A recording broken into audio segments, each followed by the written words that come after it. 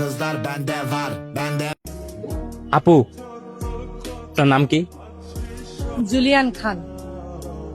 I love your meaning কি? সহজ, এটা তো সবাই জানে। আমি তোমাকে ভালোবাসি। সিরিয়াসলি? হেই, গাইস, এইবার ভিডিও বানাবো বিশ্ববিখ্যাত প্রেমিক নুশানকে নিয়ে।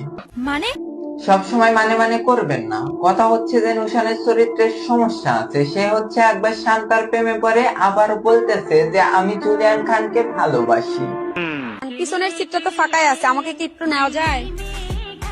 না না, আমার পেছনের সিটটা হচ্ছে শুধু আমার গুরু হোয়াটসঅ্যাপ বিল্লালের জন্য আমি রেখে দিছি। কিন্তু এইদিকে নায়িকা বিলাল ভাইয়ের প্রেমে পড়ে হাবুডুবু হাবুডুবু হাবুডুবু খাচ্ছে। তারই সাথে নায়িকা আরো বলতেছে যে আমি শুধু আমার গাড়িতেই না, আমার পুরো মনে জায়গা দিয়ে রাখছি বেল্লাল ভাইকে।